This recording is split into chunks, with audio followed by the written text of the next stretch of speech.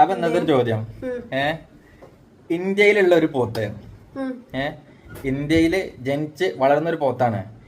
ആ ഒരു പോത്ത്. അപ്പൊ ആ പോത്ത് പുല്ല് തിന്ന ഫുള്ള് ചൈനയിൽ പോയിട്ടാണ്. ചൈനന്റെ ബോർഡറിന്റെ അടുത്താണ്.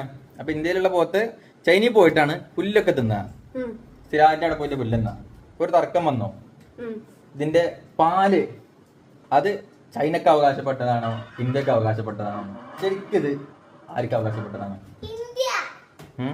ഇന്ത്യത്തെ പശുവല്ലേ ഇത്? ആ പാല് ആർക്ക് അവകാശപ്പെട്ടെന്നുള്ള ഇവിടെ ചോദ്യം.